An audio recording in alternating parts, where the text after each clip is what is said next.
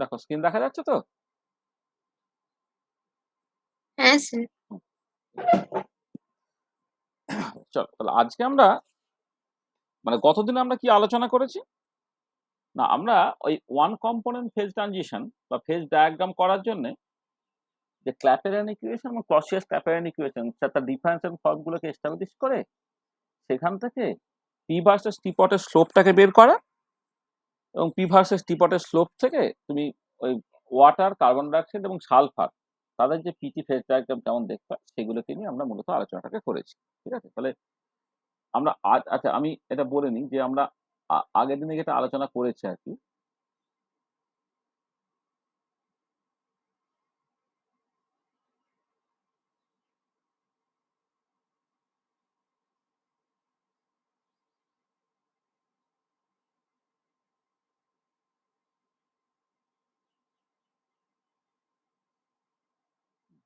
What I've discussed in the last lecture.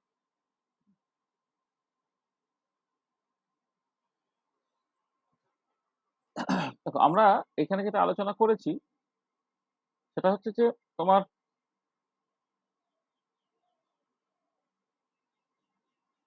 ক্ল্যাপেরন equation,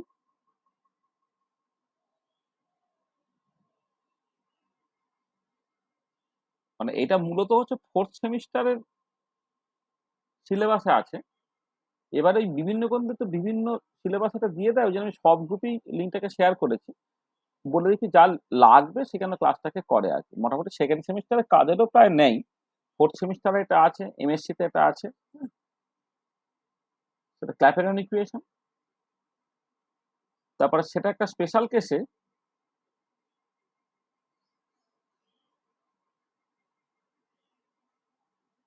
Clausius ক্ল্যাপেরন ইকুয়েশনে reduce করলো। তাহলে ক্ল্যাপেরন equation এবং ক্লসিয়াস ক্ল্যাপেরন ইকুয়েশনের যে ডেরিভেশন আর কি সেগুলি কিন্তু আমরা আলোচনা করেছি। এবং এইখান থেকে তোমার ওয়ান কম্পোনেন্ট ফেজ ডায়াগ্রাম,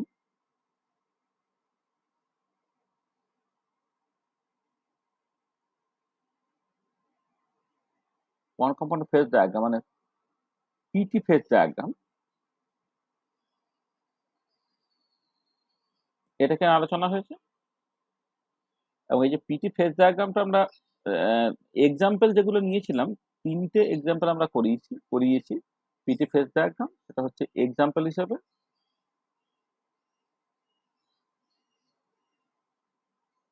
তোমার জলটাকে করা হয়েছে, কার্বন ডাইঅক্সাইড করা হয়েছে, আর হচ্ছে তোমার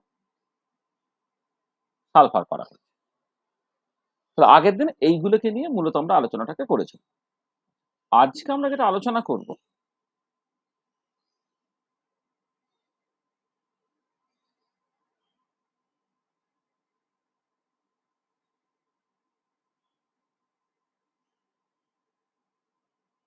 what we want to discuss today, আচ্ছা যেটা ব্যাপার সেটা হচ্ছে যে এই যে ক্ল্যাপেরান ইকুয়েশন এবং ক্লসিয়াস ক্ল্যাপেরান ইকুয়েশন সেটা তোমাকে আরেকটা মানে পিটি ফেজ ডায়াগ্রাম ছাড়াও আর এক রকম ভাবে হেল্প করবে যে যদি প্রেসারটাকে চেঞ্জ করা হয় তাহলে মেল্টিং পয়েন্ট, বয়লিং পয়েন্ট বা সাবলিমেশন টেম্পারেচারে কেমন চেঞ্জ হচ্ছে, এই যে রিলেশনটা সেটাও ক্ল্যাপেরান ইকুয়েশন এবং ক্লসিয়াস ক্ল্যাপেরান ইকুয়েশন থেকে আসে। যে তোমার ফ্রিজিং পয়েন্টের চেঞ্জটা দেখতে চাও প্রেসারের সঙ্গে সঙ্গে, তাহলে তোমাকে ক্ল্যাপেরান ইকুয়েশন ব্যবহার করতে হবে। আর বয়লিং পয়েন্ট বা সাবলিমেশন টেম্পারেচারের চেঞ্জ যদি তুমি দেখতে চাও তাহলে ক্লসিয়াস ক্ল্যাপেরান ইকুয়েশন থেকে জানতে হবে। তাহলে আমরা সেটা একটুখানি দরকার যে এই যে ক্ল্যাপেরান ইকুয়েশন ও ক্লসিয়াস ক্ল্যাপেরান ইকুয়েশন দুটোরই ইন্টিগ্রেটেড ফর্মটা একটুখানি দরকার। Integrated form of Clapeyron and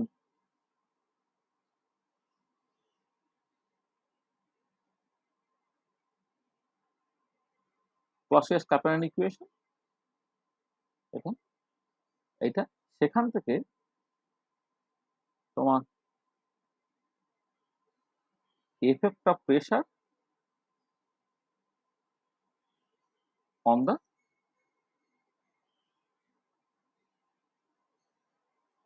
transition temperature, এইটা একটুখানি দেখতে হবে। মানে মেল্টিং পয়েন্ট, বয়লিং পয়েন্ট এগুলো সব ট্রানজিশন টেম্পারেচার, সেই ট্রানজিশন টেম্পারেচার প্রেসারের এফেক্ট যেটা এটাকে দেখার দরকার আছে। আর এইটা হয়ে যাওয়ার পরে আমরা নেক্সট যে কাজটাকে করব সেটা হচ্ছে order of phase transition.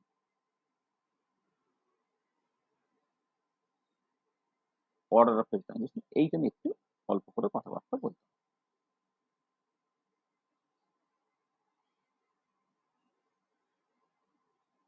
Order of phase transition এইটা নিয়ে তারপর কথাবার্তা বলতে, ঠিক আছে? আচ্ছা, এমনি আগের দিনে কারো কোনো ডাউটস নাই তো? মানে আগের দিন যা পড়িয়েছিলাম কারো কোনো অসুবিধা আছে বা কোনো ডাউটস আছে? স্যার বলছি কনডেন্সড ফেজটা কি একবার বলে দেন? কোনটা? ওই কনডেন্সড ফেজটা। কনডেন্স ফেজ মানে হচ্ছে সলিড বা লিকুইড ফেজকে কনডেন্স ফেজ বলা হয়। সলিড বা লিকুইড এগুলোকে বলা হয় কনডেন্স, আর কিছু না। মানে তুমি যখন ক্ল্যাপেরন ইকুয়েশন থেকে ক্লসিয়াস ক্ল্যাপেরন ইকুয়েশনে যাচ্ছ, ক্লসিয়াস ক্ল্যাপেরন ইকুয়েশনটা ভ্যালিড হচ্ছে কার জন্য?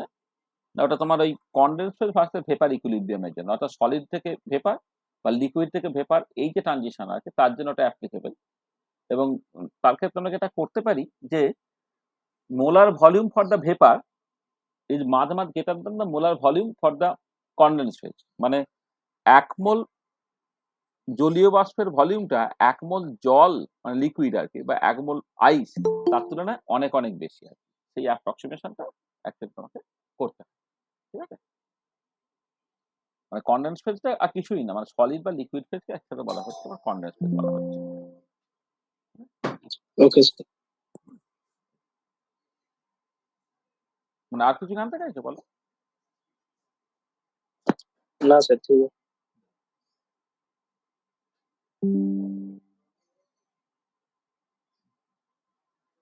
আচ্ছা, তাহলে আমরা প্রথমে যে কাজটাকে করি সেটা হচ্ছে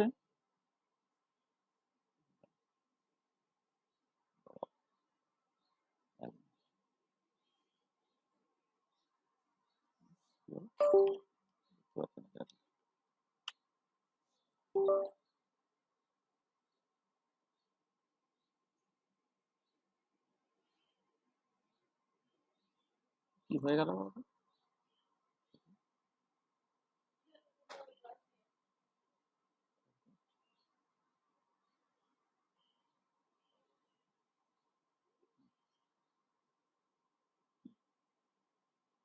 আচ্ছা চলো, তাহলে আমরা প্রথমে যে কাজটাকে করব সেটা হচ্ছে integrated form of Clapeyron equation.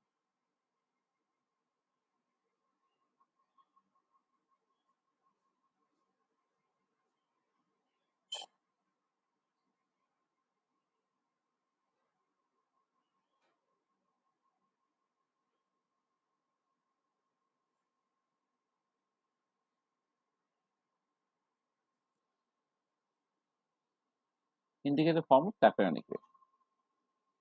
দেখো, প্রথমে ক্ল্যাপেরন ইকুয়েশনটা কি ছিল?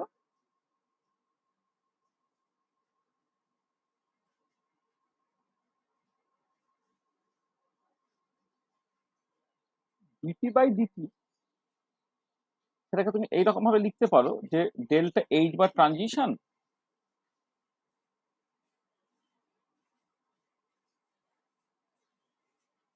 বাই মানে মানে সরি, এটা তো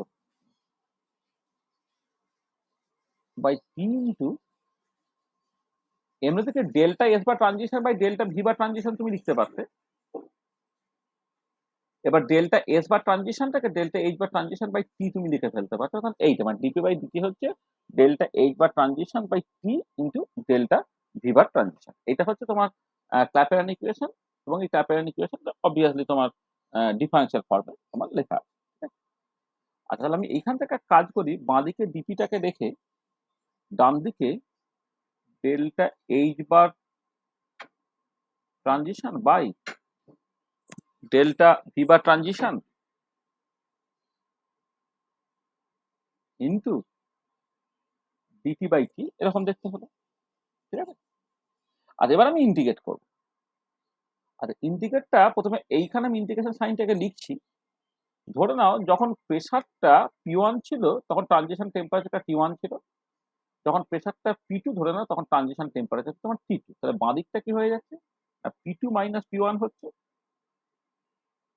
আর এবারে এখানে আমি অ্যাজিউম করে নিচ্ছি যে ডেল্টা এইচ বার ট্রানজিশন এবং ডেল্টা ভি বার ট্রানজিশন সেটা ওই যে টেম্পারেচার চেঞ্জটা হচ্ছে তার জন্য চেঞ্জ হচ্ছে না। তাহলে এখানে আমি অ্যাজিউম করে নিচ্ছি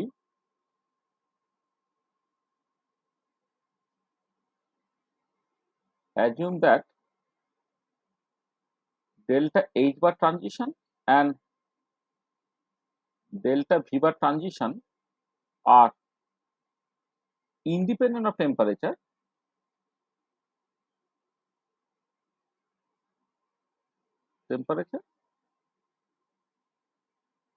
within the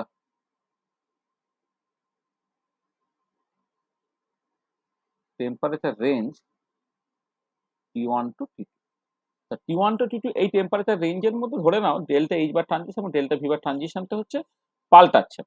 তাহলে তুমি কি করবে? তাহলে ডেল্টা এইচ বার ট্রানজিশন আর ডেল্টা ভি বার ট্রানজিশন এটা ইন্টিগ্রেশনের বাইরে বের করে দাও। তাহলে ইন্টিগ্রেশন ডিটি বাই টি যদি তুমি করে দাও তাহলে এলএন টি2 বাই টি1 হয়ে যাবে। তাহলে এই হচ্ছে তোমার দেখো অ্যাকচুয়ালি ফর্মটা। তুমি যদি ইন্ডিকেটর ফর্মে নিয়ে যাও তাহলে ইন্ডিকেটর ফর্মটা হচ্ছে তোমার এই রকমের দেখতে হচ্ছে। আর এখানে একটা জিনিস বলি যে এই যে ডেল্টা ভি বা ডেল্টা এইচ বার ট্রানজিশনটা টি1 থেকে টি2 এই টেম্পারেচার রেঞ্জের মধ্যে মোরালেস কনস্ট্যান্ট থাকে, কিন্তু ডেল্টা ভি বার ট্রানজিশনটা টি1 টি2 এর মধ্যে কনস্ট্যান্ট থাকবে তখনই যখন ভেপারটা ইনভলভ নয়। সামাও ভেপার যদি ইনভলভ থেকে যায় না তাহলে ভেপারের ভলিউমটা টেম্পারেচারের সঙ্গে কিন্তু অনেকটাই ভ্যারি করে। তার মানে এটা মাথায় রাখতে হবে যে এই যে সকাল অ্যাপ্রক্সিমেশনটা যেটা আমি এখানে ব্যবহার করেছি সেই অ্যাপ্রক্সিমেশনটা যে কোনো ফেজ ট্রানজিশনের জন্য অ্যালাউড হবে না, কিন্তু তুমি যদি সলিড থেকে লিকুইড এই ফেজ ট্রানজিশনের জন্য দেখো তাহলে কিন্তু এটা মোরাললেস তোমার ঠিকঠাক করে কাজ করবে। মানে ধরো তুমি একটা স্পেশাল কেসে যদি তুমি এরকম করো যে ফিউশনটাকে কনসিডার করো, ফর ফিউশন প্রসেস কি হচ্ছে, ফর ফিউশন প্রসেস বা এরকম ভাবে লিখতে পারো তো সলিড থেকে লিকুইড এই ফেজ ট্রানজিশনটা হচ্ছে ধরো ফর সলিড লিকুইড এই ইকুইলিব্রিয়ামের জন্য, তখন এই প্রসেসটা কি হচ্ছে, এই প্রসেসটা ফিউশন প্রসেস,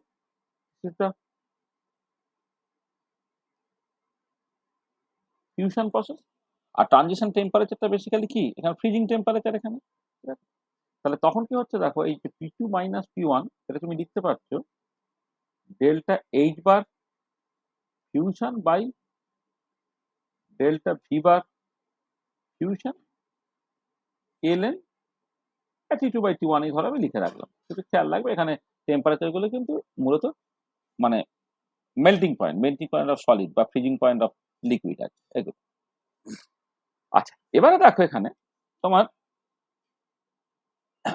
এই যে এলএন টি টু বাই টি ওয়ানটাকে তুমি কি করে লিখতে পারো। ধরো প্রথমে এইরকম করে ভাবি যে হোয়েন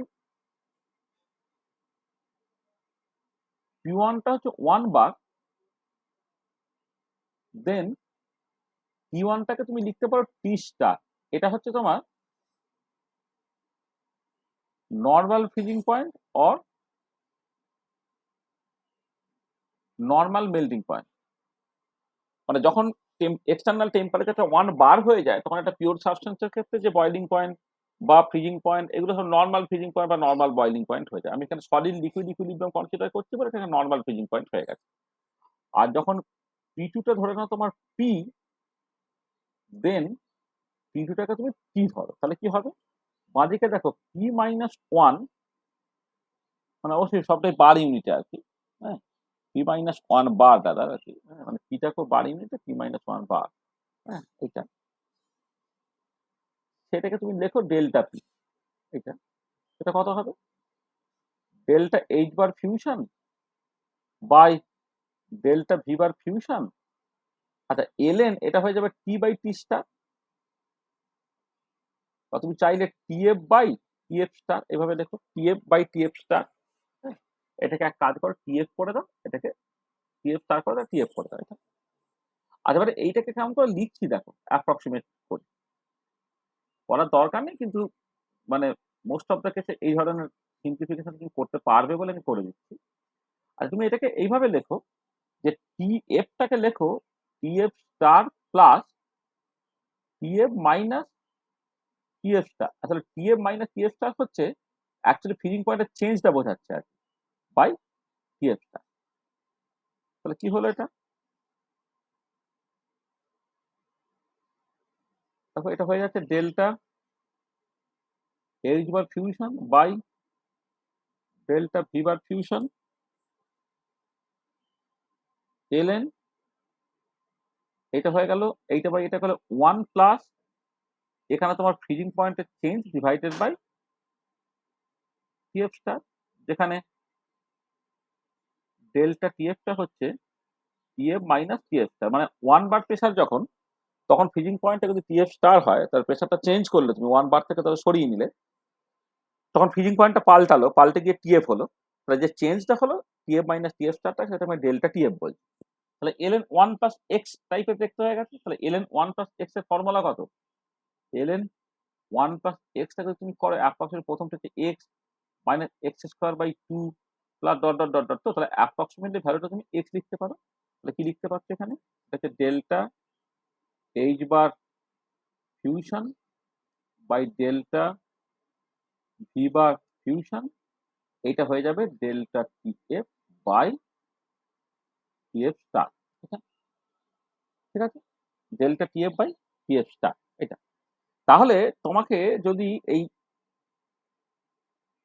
টিএফ মাইনাস টিএফ স্টারটা অর্থাৎ ডেল্টা টিএফটাকে ক্যালকুলেট করতে, তুমি কি করবে তাহলে? Delta V bar fusion by delta H bar fusion into TF star. যাকে যেটা যেভাবে খুশি তুমি এইভাবেও এইটাকেও তুমি বক্স করে লিখতে পারো। তাহলে এই ইকুয়েশন থেকে দেখো, যদি প্রেসারটা 1 বার থেকে অন্য একটা পার্টিকুলার প্রেসারে যদি যায়, তাহলে করসপন্ডিং ফ্রিজিং পয়েন্টের যে চেঞ্জটা হবে সেটা ডেল্টা টিএফ, সেই ডেল্টা টিএফটাকে তুমি এই ইকুয়েশন থেকে বের করে ফেলতে পারো। তোমার নিউমেরিক্যাল প্রবলেম করার সময় এটা তোমাকে অ্যাকচুয়ালি হেল্প করবে। তাহলে আমি এখানে এমনি ক্ল্যাপেরান ইকুয়েশনটা যে কোনো ক্ষেত্রেই সত্যি, কিন্তু এই যে ধরে নেওয়া হলো না যে ইন্টিগ্রেশনের বাইরে ডেল্টা এইচ বার ট্রানজিশন এবং ডেল্টা ভি বার ট্রানজিশনটাকে তুমি ইন্টিগ্রেশনের বাইরে বের করে নিয়ে আসতে পারলে, ডেল্টা এইচ বার ট্রানজিশন অনেক ক্ষেত্রেই বাইরে বের করে ফেলা যায়, কিন্তু ডেল্টা ভি বার ট্রানজিশনটা ইন্টিগ্রেশনের বাইরে বের করে ফেলতে পারবে, অর্থাৎ টেম্পারেচার ইন্ডিপেন্ডেন্ট হিসেবে অ্যাজিউম করতে পারবে তখনই যখন ভেপার ইনভলভ নাই। অর্থাৎ এই পার্টিকুলার ক্ষেত্রে সলিড লিকুইড ইকুইলিব্রিয়ামের জন্য এই ইকুয়েশনগুলো অ্যাকচুয়ালি কাজে লাগে। অর্থাৎ যখন কোনো নিউমেরিক্যাল প্রবলেম পড়বে, যে নিউমেরিক্যাল প্রবলেমে দেখবে কোন একটা পার্টিকুলার প্রেসারে তোমাকে ইয়ে বলে দেওয়া আছে, মানে ফ্রিজিং পয়েন্ট বলে দেওয়া আছে, অন্য একটা প্রেসারে তোমাকে ফ্রিজিং পয়েন্ট বের করতে হবে, তখন তোমার সবসময় এই ইকুয়েশনটা কাজে লাগবে। ঠিক আছে, এটা মাথায় রাখবে। ঠিক আছে, আমি সেই রকম নিউমেরিক্যাল প্রবলেম তোমাকে পরে দেখাচ্ছি আর কি। হ্যাঁ, এই রিলেটেড নিউমেরিক্যাল প্রবলেম আমি তোমাকে দেখিয়ে দিচ্ছি পরে।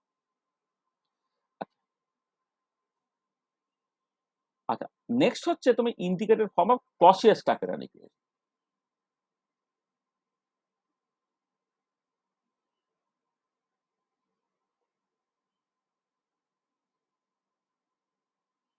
ক্লসিয়াস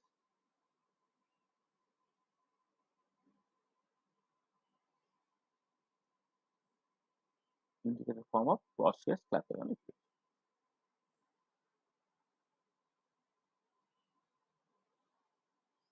আচ্ছা দেখো, প্রথম কথা হচ্ছে তুমি ক্লসিয়াস ক্ল্যাপেরান ইকুয়েশনটা কখন ভ্যালিড? না, একটা কনডেন্স ফেজ, তার সঙ্গে ভেপার ফেজের ইকুইলিব্রিয়াম। তার মানে তুমি আইদার সলিডের সঙ্গে ভেপারের ইকুইলিব্রিয়াম দেখো, অথবা লিকুইডের সঙ্গে ভেপার ইকুইলিব্রিয়াম দেখো। আর সলিড ভেপার ইকুইলিব্রিয়াম যেটা সাবলিমেশন, সেটা অত বেশি ডিসকাস করা হয় না। মূলত ডিসকাস করা হয় যে লিকুইড ভেপার এই ইকুইলিব্রিয়ামটাই মূলত ডিসকাস করা হয়। আর হ্যাঁ, এই যে লিকুইড ভেপার ইকুইলিব্রিয়াম, এই ইকুইলিব্রিয়ামটা ঘটে হচ্ছে তোমার বয়লিং পয়েন্টে, সেই বয়লিং পয়েন্টে প্রেসার এফেক্ট থাকে, সেটা নিয়ে আমি অ্যাকচুয়ালি ইন্টারেস্টেড। তো ক্লসিয়াস ক্ল্যাপেরান ইকুয়েশনটার ফর্মটা কি?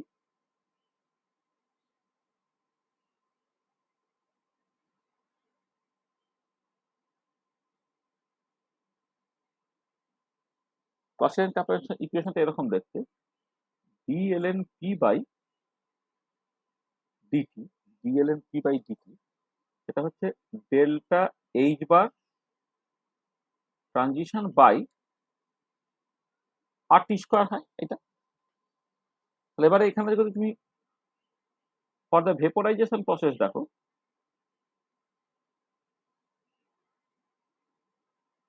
তখন তুমি লিখবে কি dln p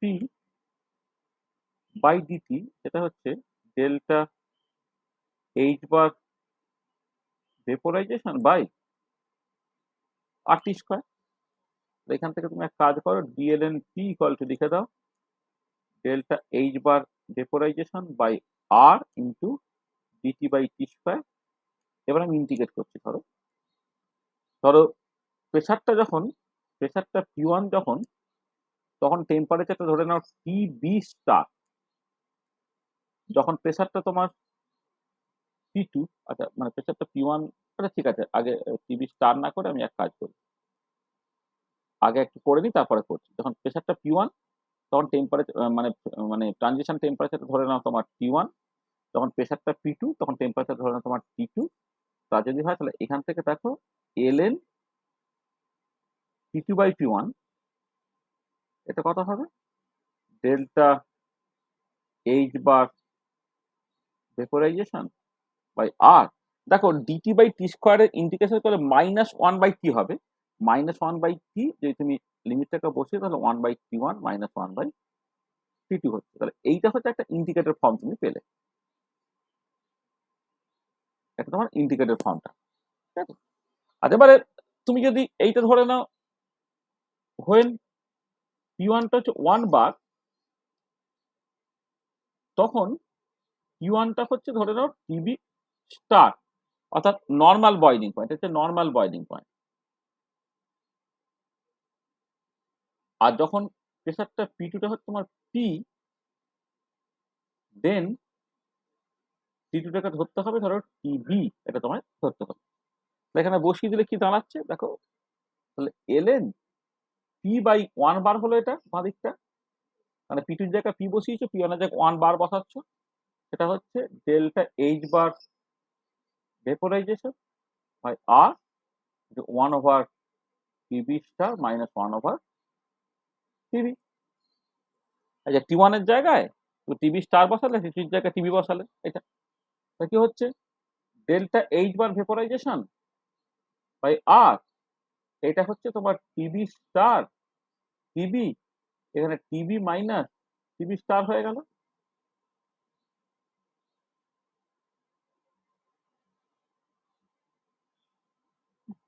TB minus TB star হয়ে গেল এটা। আচ্ছা তাহলে এইটাকে তুমি লিখতে পারো approximately delta H bar vaporisation by R, এটা delta T divided by TB star তার স্কোয়ার। কারণটা হচ্ছে যেহেতু TB and TB star are very close, মানে প্রেসার চেঞ্জ করলে না বয়লিং পয়েন্টের চেঞ্জ তো খুব বেশি কিছু হয় না, তা যেহেতু বেশ কাছাকাছি টিবি এবং টিবি স্টার ভেরি ক্লোজ, সেইখানে তুমি TB into TB, TB star into টিবিকে তুমি অ্যাপ্রক্সিমেটলি টিবি স্টার তার স্কোয়ার এইরকম ভাবে লিখতে পারো। তাহলে দেখো, তাহলে ln পি বাই 1 বার,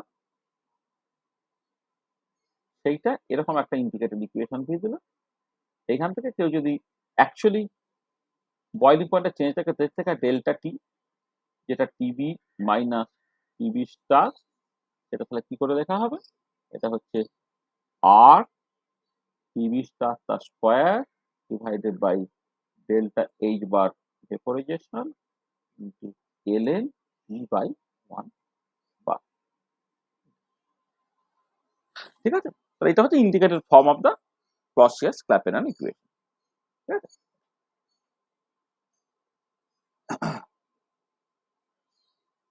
ঠিক আছে, বুঝতে পেরেছো? হ্যাঁ স্যার। হ্যাঁ স্যার। ঠিক আছে।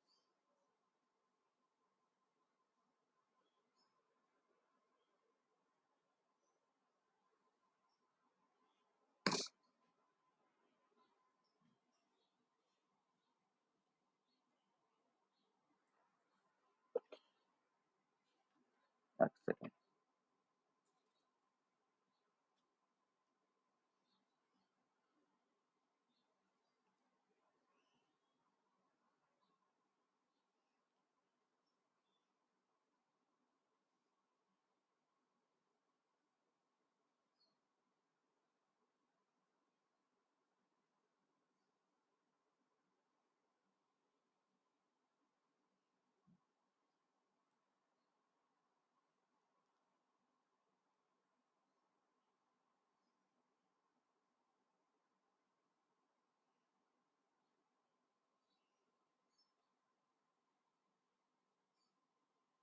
ধর একটা প্রবলেম বলা হচ্ছে।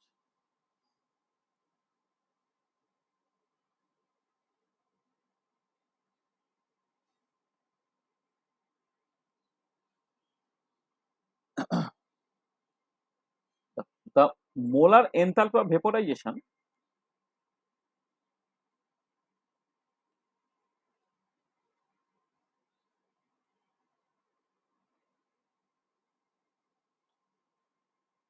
of water is 40.76 kilojoule per mole at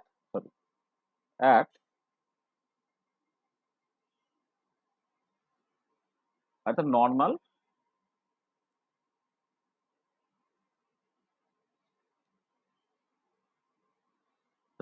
boiling point. তা বলেছে what will be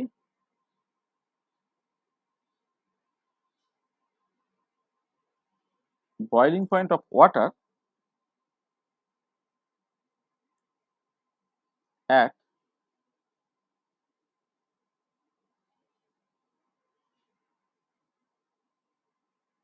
620 torr। এটা থাকে। তো আমরা একটা পার্সিয়াল প্রবলেম বললাম যে molar enthalpy of vaporisation of water is 40.76 kilojoule per mole at normal boiling point. What will be the boiling point of water at 620 torr? 1 minute সময় দিচ্ছি, এই প্রবলেমটাকে করার চেষ্টা করো। আর একটা জিনিস এখানে আমি বলে নিই যে দেখবে তোমার সাবলিমেশন টেম্পারেচার নিয়ে প্রবলেম মূলত কম পড়ে ফ্রিজিং পয়েন্টের প্রেসারের এফেক্ট আছে বয়লিং পয়েন্টের প্রেসারের এফেক্ট। ফ্রিজিং পয়েন্টের প্রেসারের এফেক্ট নিয়ে যখন কথাবার্তা বলবো তুমি ক্ল্যাপেরান ইকুয়েশন ইন্ডিকেটর ফর্ম সেটা দিয়ে স্টার্ট করবে। আর যদি বয়লিং পয়েন্টের তোমার প্রেসার ডিপেন্ডেন্স নিয়ে কথাবার্তা হয় তখন দেখবে ক্লসিয়াস ক্ল্যাপেরান ইকুয়েশন তোমাকে ব্যবহার করতে হচ্ছে। এই পার্টিকুলার প্রবলেমে দেখো কি বলেছে, মোলার এনথালপি অফ ভেপোরাইজেশনের ভ্যালু তোমাকে বলে দিয়েছে। আচ্ছা, নর্মাল বয়লিং পয়েন্টে আর কি, আর নর্মাল বয়লিং পয়েন্ট মানে যখন এক্সটার্নাল প্রেসার থেকে তোমার 1 বার বা 760 টর মানে 1 অ্যাটমসফিয়ার, বেসিক্যালি 1 অ্যাটমসফিয়ার খুব কাছে, বা 760 টর। এবার প্রেসারটাকে পাল্টে দিয়ে তোমার 620 টর করা হয়েছে, তাহলে করসপন্ডিং প্রেসারটা কি হবে? তার মানে যে ইনফরমেশন গুলো দেওয়া আছে আর কি, আমি সেটা তোমায় বলে দিই যে যেটা যেটা দেওয়া আছে হিসেব মতো, মোলার এনথালপি অফ ভেপোরাইজেশন সেটা তোমার বলে দেওয়া আছে 40.76 কিলোজুল পার মোলটা বলে দেওয়া আছে। আচ্ছা, হোয়েন প্রেসার P1 টা হচ্ছে তোমার 760 টর, তখন ফ্রিজিং পয়েন্ট, তখন বয়লিং পয়েন্ট হচ্ছে নর্মাল বয়লিং পয়েন্ট।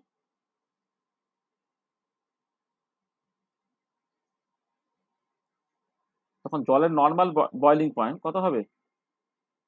373 কেলভিন। আচ্ছা, এবারে যখন P2 টা হয়ে যাচ্ছে তোমার 620 টর, দেন বয়লিং পয়েন্টটা কত হবে এটা তোমাকে বের করতে দেওয়া। এই তো প্রবলেমটা আমি ঠিক করে দিলাম। এবার তাহলে করো, কি করে করবে করো।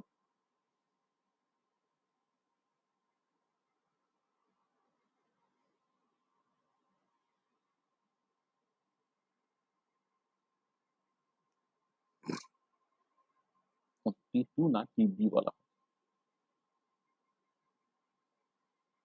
বলো কোন ফর্মুলা থেকে করবে?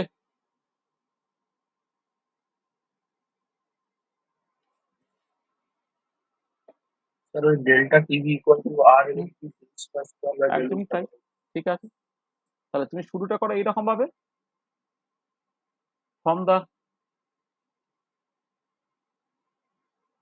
integrated form of Clausius Clapeyron equation, delta টিবিটা যেটা হচ্ছে টিবি মাইনাস টিবি স্টার, এইটা এই যে ফর্মুলা ছিল আর টিবি স্টারটা স্কোয়ার, আর টিবি স্টারটা স্কোয়ার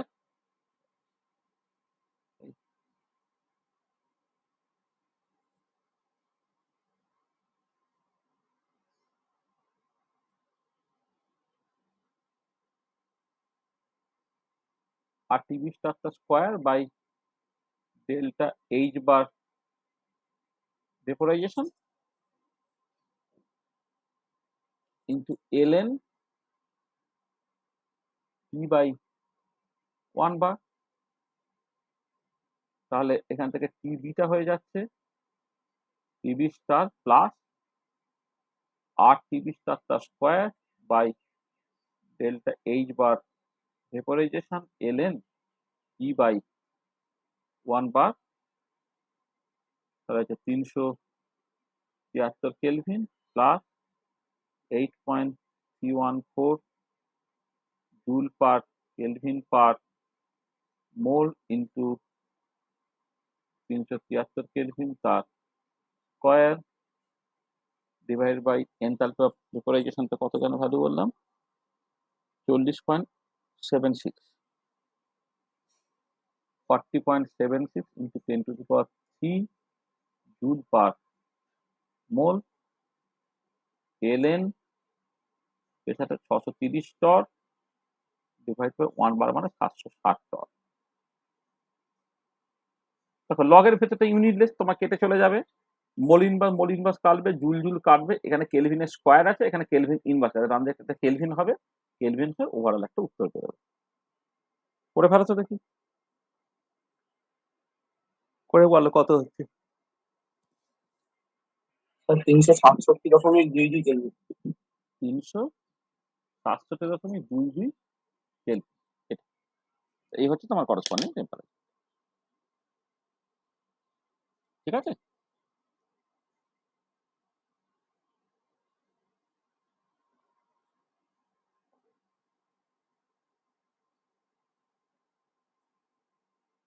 ঠিক আছে তো। হ্যাঁ স্যার।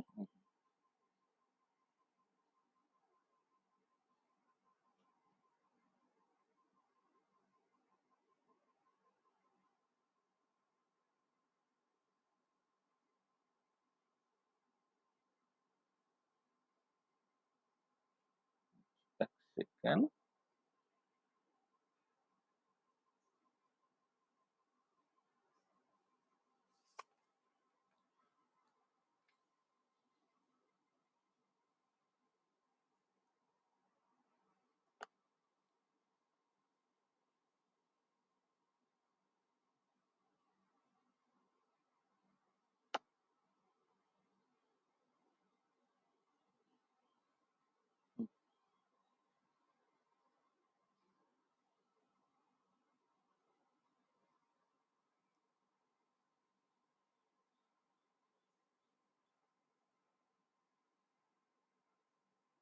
আর একটা প্রবলেম দিই দাঁড়া।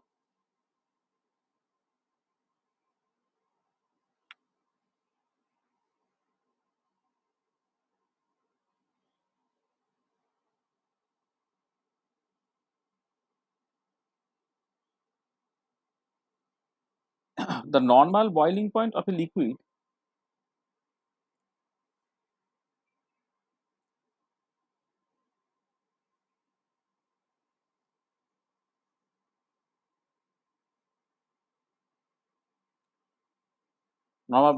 liquid is 333 Kelvin.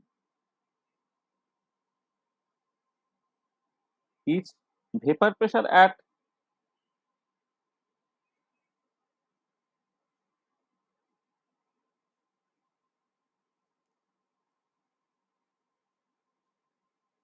Kelvin is 190 torr.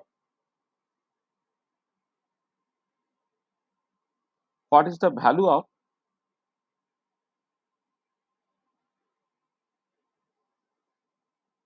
molar entropy of vaporization?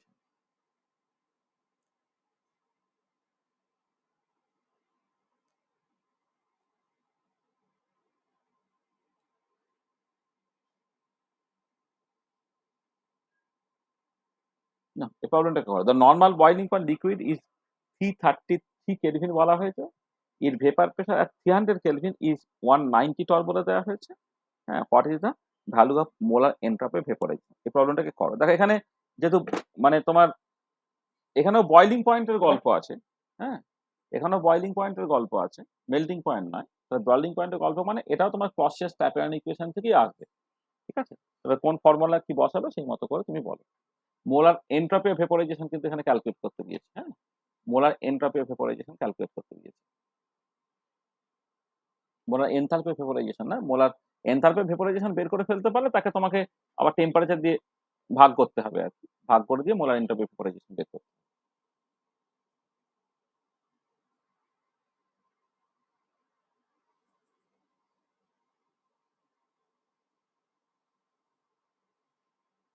তো এখানে কি দেওয়া আছে দেখো। গিভেন যখন নরমাল বয়লিং পয়েন্ট এটা হচ্ছে তোমার মানে অন্যভাবে বলে এইভাবে বলি।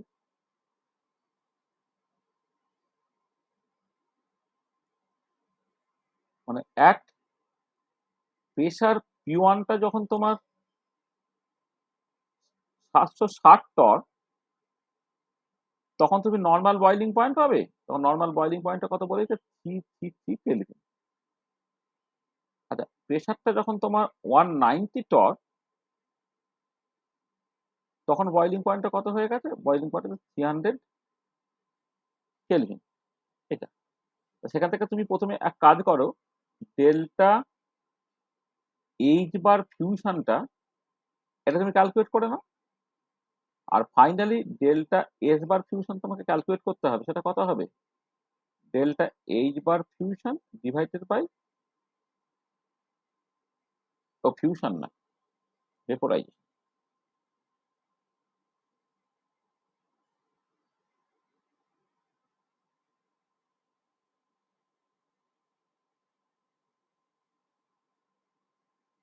ভেপোরাইজেশন ভেপোরাইজেশন থেকে delta H bar vaporisation divided by হচ্ছে তোমার বয়লিং পয়েন্টে ভাগ করলে পেয়ে যাবে what is the value of molar entropy of vaporisation. Molar entropy of vaporisation এখান থেকে পেয়ে যেতে পারো। তাহলে এই যে ইন্ডিকেটর ফর্মটা তুমি লিখেছিলে, ধরো মানে এই যে জায়গাটা এইখান থেকেও তুমি করতে পারো বেসিক্যালি। মানে আমি ওটাকে তো একটা স্পেশাল কেসে ওই অ্যাপ্রক্সিমেশন গুলো করে এটা ওটা সেটা করে দিয়েছি। তুমি এখান থেকেও করতে পারো। ln p2 by p1 equal to delta H bar vaporisation by R into 1/t1 minus 1/t2। সেখানে যদি করো তাহলে জাস্ট ব্যাপারটা লেখা থাকে এইরকম ভাবে, from the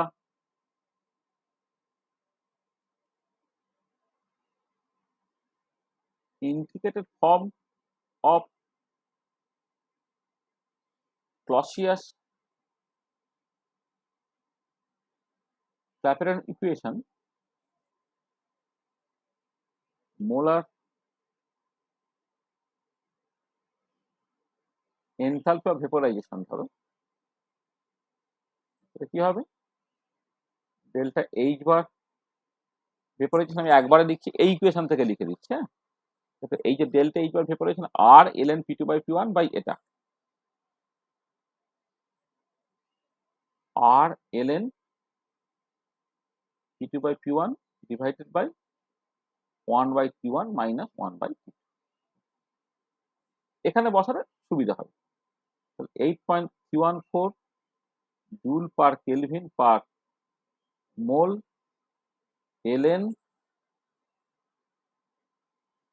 190/760 190 torr by 760 torr divided by 1/t1 টা হচ্ছে তোমার 300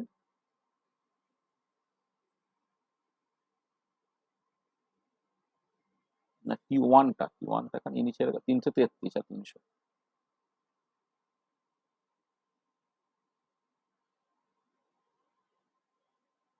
শুরুতে টেম্পারেচার ছিল 333 কেলভিন মাইনাস 1/300 কেলভিন। এখান থেকে ডেল্টা এইচ বার ভেপোরাইজেশনটা বেরিয়ে যাবে। এটাকে ক্যালকুলেট করে দেখো কত বেরোচ্ছে এনথালপি ভেপোরাইজেশনটা। এখানে কেলভিন নিচে আছে, কেলভিন কেলভিন কেটে যাবে, জুল পার মোলে অ্যান্সার বেরোবে। এইটা আর মোলার এনট্রপি অফ ভেপোরাইজেশন যেটা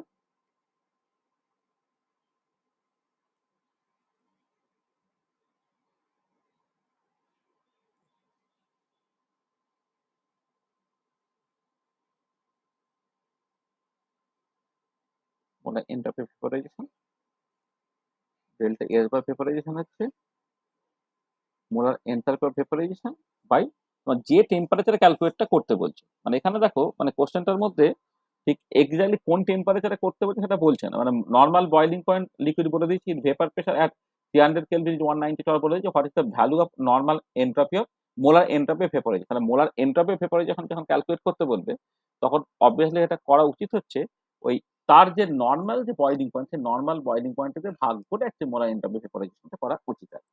মোলার এন্ট্রপি ভেপারাইজেশনটা তোমার নর্মাল বয়লিং পয়েন্টে ভাগ করতে, কারণ ওইখানেই তো তোমার অ্যাকচুয়ালি ইকুইলিব্রিয়ামটা মেনটেন করছে, সেটা করে তোমাকে পেতে হবে। তাহলে এইটা যেটা বেরোচ্ছে তাকে তোমাকে ভাগ করতে 333 কেলভিন দিয়ে ভাগ করতে হচ্ছে, ভাগ করে দিয়ে তোমার জুল পার কেলভিন পার মোলে তোমার অ্যান্সার বেরিয়ে যাবে, করে সেটা পেতে হবে। ক্যালকুলেশনটা করে ফেলেছো? এটা কি করেছো নাকি?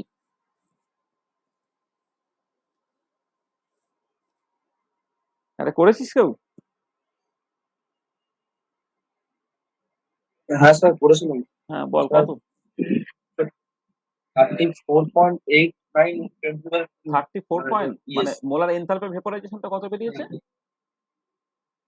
34.89 into 10 to the 3। ইন্টু 10⁻³ তাই তো? হ্যাঁ এটা হ্যাঁ মানে এত কিলোজুল, ঠিক আছে। তাহলে এটা তাহলে করো 34.89 into 10⁻³ joule per mole divided by 333 kelvin করে কত অ্যান্সার বেরোচ্ছে বলো তো? স্যার 104.77। 4.77 অ্যান্সার, ঠিক আছে।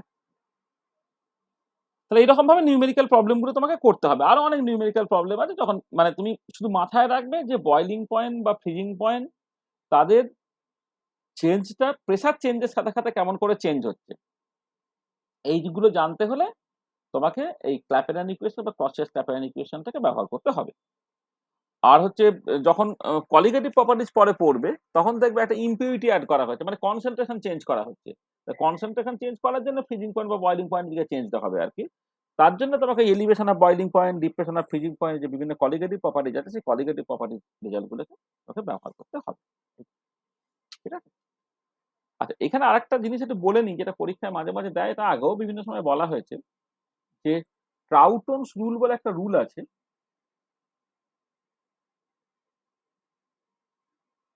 ট্রাউটনস রুল দেখো, এই যে Clapeyron equation, Clausius Clapeyron equation, এইসবে এনট্রপিটা খুব ইম্পর্টেন্ট, মানে মোলার এনট্রপি, মানে মোলার এনট্রপি অফ ভেপোরাইজেশন, এই যে পার্টটা সে molar entropy of vaporisation normally এটাকে ক্যালকুলেট করে কি করে, এনথালপি অফ ভেপোরাইজেশনকে তোমাকে এ দিয়ে ভাগ করতে হয়, মানে এনট্রপি অফ ভেপোরাইজেশনকে করসপন্ডিং বয়লিং পয়েন্টে ভাগ করতে হয়, ঠিক আছে। সেখান থেকে মোলার এনট্রপি ভেপোরাইজেশন পাওয়া যায়। কিন্তু এই জল বা এই ধরনের কয়েকটা সিচুয়েশন বাদ দিলে মোস্ট অফ দ্য লিকুইডের ক্ষেত্রে দেখতে পাওয়া যায় স্ট্যান্ডার্ড মোলার এন্ট্রপি ভেপোরাইজেশনের না একটা পার্টিকুলার ভ্যালু আছে। তাহলে সেই যে পার্টিকুলার ভ্যালুটা সেটা হচ্ছে 10.5 আর হয়, ঠিক আছে। সেটাই basically Trouton's rule.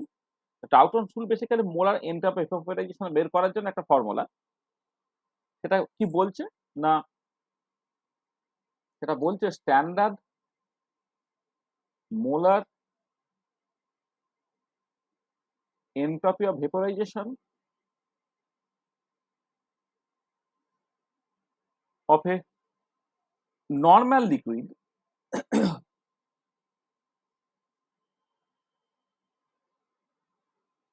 of a normal liquid which has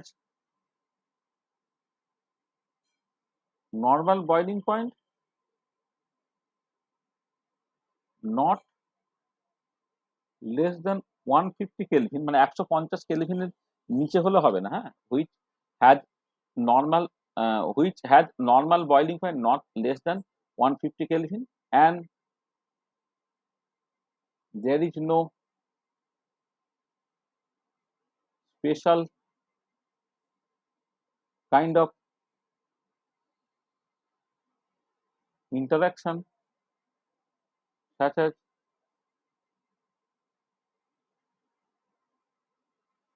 hydrogen bonding is 10.5 আর আর এর ভ্যালু যদি তুমি বসিয়ে দাও তাহলে এটা মোটামুটি ভাবে অ্যাপ্রক্সিমেটলি 87.3 কিলোজুল পার মোলের মতো হয়। তারপর কি standard molar entropy vaporisation of A normal liquid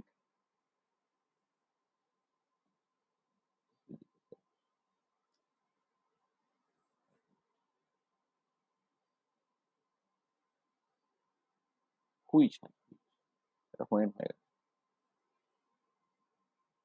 হ্যাঁ, কি হলো standard molar entropy vaporisation of A normal liquid which has normal boiling point not less than 150 Kelvin and there is no special kind of interaction such as hydrogen bonding is এখানে একটা কমা এখানে একটা কমা দিই is 10.5 bar that is 87.3 kilojoule per mole.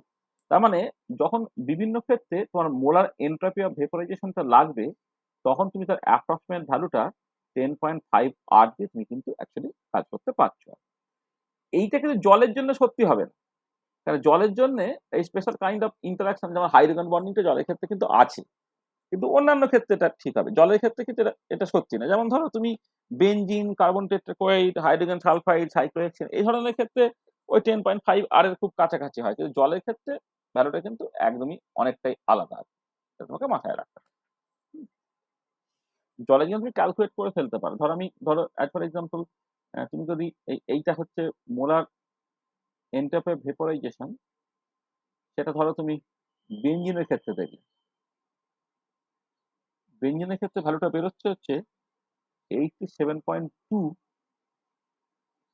Kilojoule per মোল। দেখো 87.3 তার বদলে 87.2 kilojoule per মোল তোমার বেরিয়েছে। তারপর ধরো তুমি কার্বন টেট্রাক্লোরাইড তুমি দেখতে পারো, delta S bar vaporisation for carbon tetrachloride, এক্ষেত্রে কোনো special kind of interaction like hydrogen bonding নেই। ইউনিট গুলো তো একটা কেলভিন ইনভার্স হবে। হ্যাঁ হ্যাঁ, কিলোজুল পার, এটা হচ্ছে তোমার এটা কিলোজুল পার মোল নয়, জুল পার কেলভিন পার মোল। সরি, এটা হচ্ছে জুল পার কেলভিন পার মোল। এটা হচ্ছে এটা এটা একটু এটা এটা হচ্ছে তোমার ইউনিট গুলো ভুল করা হয়েছে। মানে আর এর ভ্যালু যখন বসাচ্ছে 8.314 জুল পার কেলভিন পার মোল, আমি দেখতে ভুল করি, জুল পার কেলভিন পার মোল, জুল পার কেলভিন পার মোল। এটা হচ্ছে 85.8 জুল পার কেলভিন পার মোল ইত্যাদি এক্সেপ্ট। ঠিক আছে, আচ্ছা এবারে মানে এটা জুল পার কেলভিন পার মোল হবে ইউনিটটা।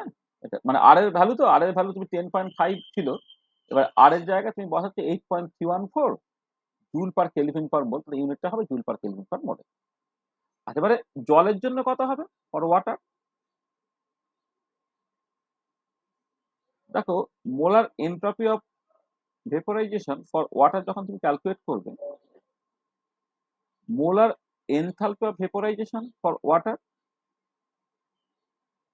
তাকে তোমার নর্মাল বয়লিং পয়েন্ট দিয়ে ভাগ করতে হবে। আচ্ছা এবারে তুমি জানো যে জলের ক্ষেত্রে এক 1 গ্রাম জলকে জলীয় বাষ্পে কনভার্ট করা যায় 540 ক্যালোরির মতো হিট লাগে।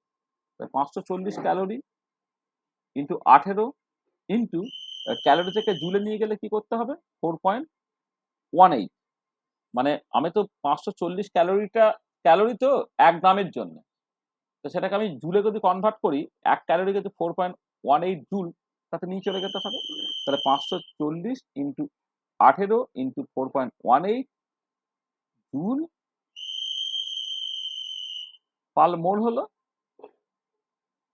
ডিভাইডেড বাই 373 কেলভিন হলো। এটা এটা করে দেখো তো কত বেরোচ্ছে,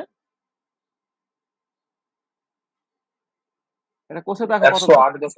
108.9 108.9 108.92 জুল পার কেলভিন পার মোল হচ্ছে। তার মানে দেখো যে যেটা 87.3 এর কাছাকাছি হওয়ার কথা সেটা কিন্তু সেটা হচ্ছে না। সেখানে জল টাউটন রুল সার্টেনলি ফলো করবে না, কারণ জলের ক্ষেত্রে হাইড্রোজেন বন্ডিং বা স্পেশাল কাইন্ড অফ ইন্টারাকশনটা আছে।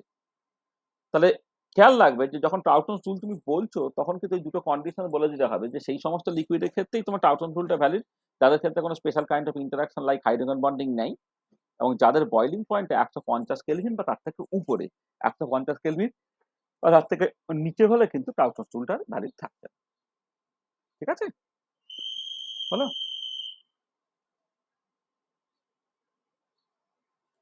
হচ্ছে? তো দেখো তাহলে আমরা মোটামুটি ভাবে যেটা পিওর সাবস্টেন্সের জন্য যে ফেজ ডায়াগ্রাম মানে পিটি ফেজ ডায়াগ্রাম সেইটা নিয়ে ডিসকাশন আগের দিন স্টার্ট করেছিলাম, যেটা ক্ল্যাপেরান ইকুয়েশন, ক্লসিয়াস ক্ল্যাপেরান ইকুয়েশন তার ডিফারেন্সিয়াল ফর্ম বলে সেখান থেকে কার্বন ডাইঅক্সাইড, ওয়াটার এবং সালফার তাদের ফেজ ডায়াগ্রাম কেমন হয় সেটাকে কোয়ালিটিভলি বোঝানোর চেষ্টা করেছিলাম। আজকে সেই দুটো ইকুয়েশন ইন্ডিকেটর ফর্মটাকে এনে সেখান থেকে নিউমেরিক্যাল প্রবলেম করা, তাহলে নিউমেরিক্যাল প্রবলেমের নেচারটা খেয়াল রাখবে। মানে আসলে ফেজ ইকুইলিব্রিয়ামে যেটা অসুবিধা হয়, প্রবলেমটা কোথা থেকে দিয়েছে বোঝা একটু অসুবিধা হয়। তাহলে এখানে জাস্ট যখন তুমি দেখবে যে একটা পিওর সাবস্টেন্স আছে তার ফ্রিজিং পয়েন্ট বা বয়লিং পয়েন্ট সেগুলো প্রেসার চেঞ্জ করার জন্য কেমন করে চেঞ্জ হচ্ছে সেই নিয়ে প্রশ্নটা, তখন তোমাকে বুঝতে হবে একটা ক্ল্যাপেরান ইকুয়েশন বা ক্লসিয়াস ক্ল্যাপেরান ইকুয়েশনের প্রবলেম। ঠিক আছে? আচ্ছা এবারে চলে এসো, তাহলে আমরা এই যে বিভিন্ন রকমের ফেজ ট্রানজিশন গুলোকে দেখলাম, সেই ফেজ ট্রানজিশন গুলোকে না কতগুলো ক্যাটাগরিতে ভাগ করা যায়। কেউ ফার্স্ট অর্ডার ফেজ ট্রানজিশন, কেউ সেকেন্ড অর্ডার ফেজ ট্রানজিশন, এইগুলোকে নিয়ে এবার আমাদের একটু আলোচনা করতে হবে। তাহলে আমরা নেক্সট যে টপিকটা শিফট করে গেছে সেটা হচ্ছে order of phase transition.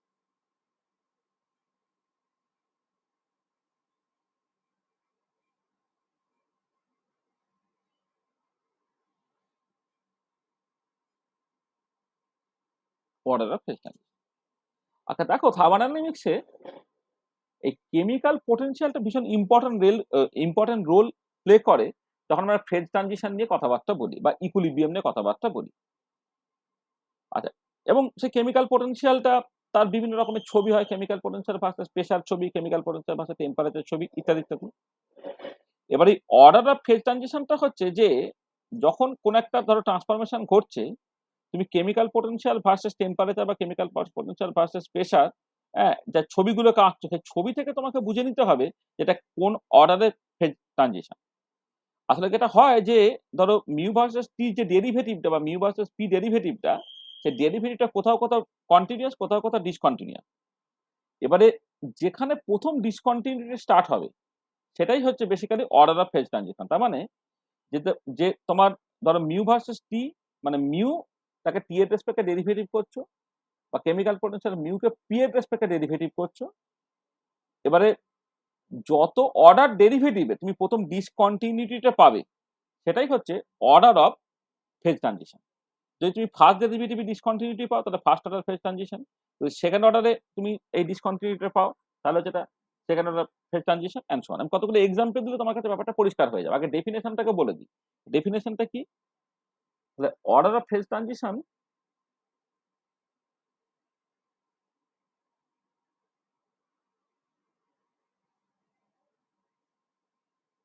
is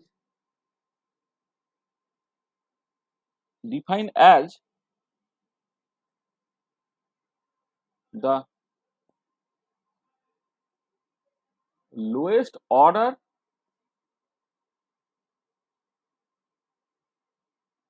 of derivative of chemical potential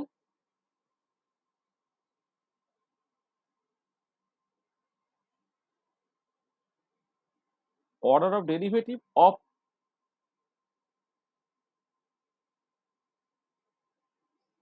chemical potential with respect to temperature or pressure where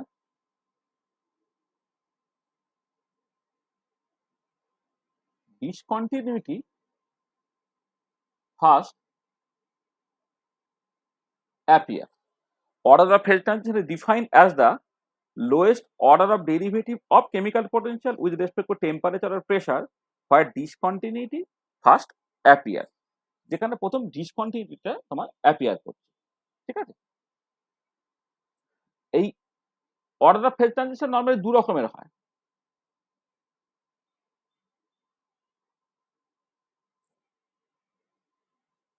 দু রকমের মূলত হয়। একটা হচ্ছে তোমার ফার্স্ট অর্ডার ফেজ ট্রানজিশন,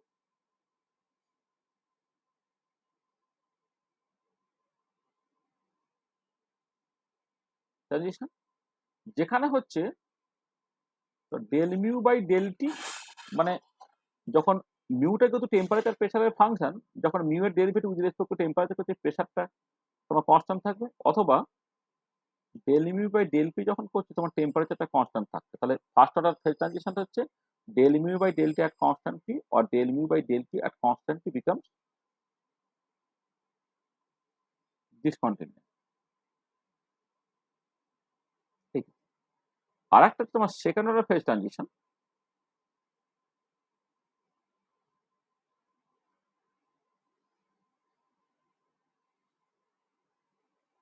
এটা এক্ষেত্রে হচ্ছে del mu by del T at constant P or del mu by del T at constant T, এরা হচ্ছে কন্টিনিউয়াস।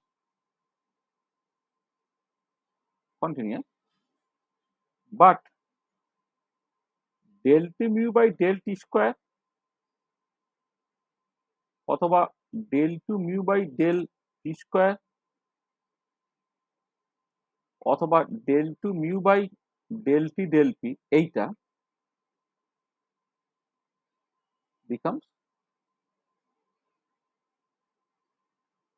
ডিসকন্টিনিউয়াস। তার মানে এই যে কেমিক্যাল পোটেনশিয়াল ভার্সেস টেম্পারেচার বা কেমিক্যাল পোটেনশিয়াল ভার্সেস প্রেসার, হ্যাঁ, তার প্লট থেকেই তুমি বুঝতে পেরে যাবে যে কোন ডেরিভেটিভে গিয়ে বা কত অর্ডার ডেরিভেটিভে গিয়ে প্রথম ডিসকন্টিনিউটি আসছে। তা যত অর্ডার ডেরিভেটিভে গিয়ে ফার্স্ট ডিসকন্টিনিউটিটা আসবে সেটাই হবে তোমার অর্ডার অফ ফেজ ট্রানজিশন। যদি ফার্স্ট ডেরিভেটিভে ডিসকন্টিনিউটি আসে তাহলে সেটা ফার্স্ট অর্ডার ফেজ ট্রানজিশন। যদি সেকেন্ড অর্ডার ডেরিভেটিভে গিয়ে ডিসকন্টিনিউটি আসছে তাহলে সেটা হচ্ছে তোমার সেকেন্ড অর্ডার ফেজ ট্রানজিশন। আর আমি আরেকটু ইলাবোরেটলি ব্যাপারটাকে বলি। ধরো তুমি প্রথমে ফার্স্ট অর্ডার ফেজ ট্রানজিশনটাকে দেখো।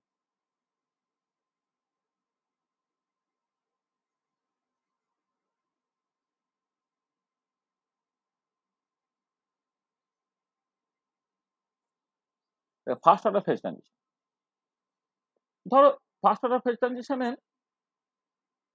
তোমার প্রথমে এক্সাম্পল গুলো বলি, তাহলে তোমার কাছে ব্যাপারটা সুবিধা হবে। এক্সাম্পল হচ্ছে এনি নর্মাল ফেজ ট্রানজিশন যেগুলো,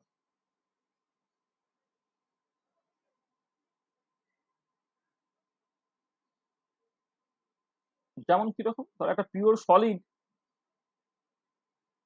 সে লিকুইডে ট্রান্সফর্ম হচ্ছে, বা একটা সলিড সে ভেপারে ট্রান্সফর্ম হচ্ছে, বা ধরো তোমার একটা লিকুইড সে ধরো ভেপারে ট্রান্সফর্ম হচ্ছে। এই যে সিচুয়েশন গুলো, এগুলো সব নর্মাল ফেজ ট্রানজিশনের এক্সাম্পল আছে। Solid liquid, solid vapour, liquid vapour ইত্যাদি ইত্যাদি। আচ্ছা, এই পার্টিকুলার কেসগুলোতে তুমি খেয়াল করে দেখো, ধরো তুমি যদি সলিড লিকুইড একটা ফেজ ট্রানজিশনের কথা ভাবো, তাহলে কেমিক্যাল পোটেনশিয়াল ভার্সেস টেম্পারেচার যে প্লট, সেই প্লট আমরা করেছিলাম, দেখবে সলিডের ছবিটা এরকম দেখতে, এটা এক্সট্রা পরে তুমি করতে পারতে। লিকুইডের ছবিটা হচ্ছে তোমার এরকম দেখতে, এটা এটা হচ্ছে সলিডের জন্য, এটা লিকুইডের জন্য। এবং এই যে ছবিটা তুমি আঁকছো, এই ছবিটা তুমি আঁকছো, তবে এই পার্টিকুলার পয়েন্টে তো ট্রানজিশনটা ঘটেছে, এবং এই ট্রানজিশনটা ধরো এখানে সলিড লিকুইড যদি করে, এটা তোমার নর্মালি ফ্রিজিং পয়েন্ট। আর ঠিক একই রকম সিচুয়েশন তুমি দেখেছো, ধরো আমি দুটো অন্তত করে দেখাই, যে chemical potential versus temperature plot করছো।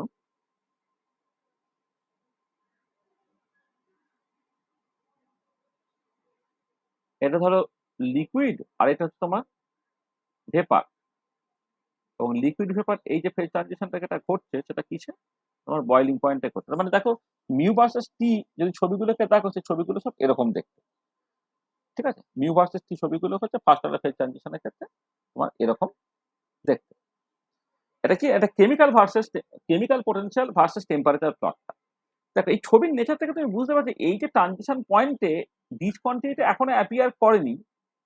দেখো এই যে কেমিক্যাল পোটেনশিয়াল, মানে যে কেমিক্যাল পোটেনশিয়ালটা ডিসকন্টিনিউটি আসেনি, কিন্তু ছবি থেকে পরিষ্কার যে এই পয়েন্টের বাঁদিকে যা স্লোপ, এদিকে স্লোপটা আলাদা। তাহলে তুমি পরিষ্কার বুঝতে পারছো যে ক্লিয়ারলি এই del mu by del T at constant P, যখন তোমার টেম্পারেচারটা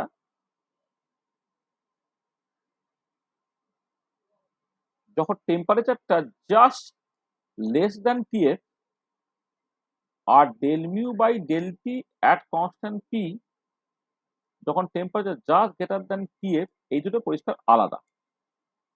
তার মানে কি হচ্ছে যে কেমিক্যাল একটা পার্টিকুলার পয়েন্টের বাঁদিকে ফার্স্ট ডেরিভেটিভ আর ডান দিকে ফার্স্ট ডেরিভেটিভ সমান নয়। তার মানে এটা কি ইমপ্লাই করছে? এটা ইমপ্লাই করছে যে del mu by del T at constant P become, মানে মিউটা continuous, mu is a continuous function of T or P. এটা পরিষ্কার দেখতে পাচ্ছ, কারণ তুমি যখন কেমিক্যাল পোটেনশিয়াল ভার্সেস টেম্পারেচার প্লটটা কাটছো তখন কিন্তু পেন তোমাকে তুলতে হচ্ছে না, এই হলো। তারপরে তুমি এখান থেকে করলে মানে কোনো ব্রেক নেই। তোমার কেমিক্যাল পোটেনশিয়ালটা কন্টিনিউয়াস হলে কিন্তু ফার্স্ট ডেরিভেটিভ যখন করতে চাইবে, পরিষ্কার থাকো বাঁ দিকের স্লোপ ডান দিকের স্লোপটা আলাদা হয়ে যাচ্ছে, মানে del mu by delta at constant P become discontinuous at the transition temperature. এটা প্রথম তুমি কেমিক্যাল পোটেনশিয়াল ভার্সেস টেম্পারেচার ছবি থেকে এটা প্রথম এই জিনিসটাকে দেখতে পেলে। আচ্ছা, সেকেন্ড ইম্পর্টেন্ট জিনিসটাকে দেখো, সেটা হচ্ছে যে তোমার উই নো ডি মিউটা যেহেতু minus S bar dT plus V bar dP, তাহলে সেখান থেকে del mu by del T at constant P করলে সেটা মাইনাস এস বার হচ্ছে, and del mu by del P at constant T করলে সেটা কত হচ্ছে না ভি বার হচ্ছে। তাহলে এবারে জাস্ট খেয়াল করো যে যে কোনো একটা তুমি খেয়াল করো, ধরো তুমি del mu by del T at constant পিটা এটা তুমি ক্যালকুলেট করছো যখন যখন ওটা ধরে নাও লিকুইড, যখন ধরে নাও এটা যখন লিকুইড তখন সেটা হচ্ছে মাইনাস এস বার লিকুইড হলো, আর del mu by del T at constant পিটা যখন জাস্ট বয়লিং পয়েন্টের পরে সেটা যখন ভেপার হয়ে গেল সেটা কথা হচ্ছে মাইনাস এস বার ভেপার হয়ে যাচ্ছে। এবারে যেহেতু তোমার মোলার এন্ট্রপি অফ লিকুইড আর মোলার এন্ট্রপি অফ ভেপার একদমই আলাদা, তার মানে পরিষ্কার বোঝা যাচ্ছে যে del mu by del T at constant P, যেটা হচ্ছে তোমার যখন টেম্পারেচারটা just less than the boiling point, তার temperature less than boiling point তখন সে লিকুইড আছে। Del mu by del T at constant P যখন টেম্পারেচার গ্রেটার দেন টিবি, অর্থাৎ জাস্ট ভেপার হয়ে গেছে, এ দুটো সমান নয়। সিমিলার সিচুয়েশন এখানে, যে যেহেতু তোমার ধরো V bar liquid not equal to V bar vapour, molar volume per liquid আর মোলার ভলিউম পার ভেপার যেহেতু আলাদা, সেখানে del mu by del P at constant পিটা যেখানে তোমার ধরে নাও টেম্পারেচারটাই বলতে পারি বা কিছু যাকে মানে মানে যা অন্যভাবে বলতে গেলে মানে del mu by del P at constant T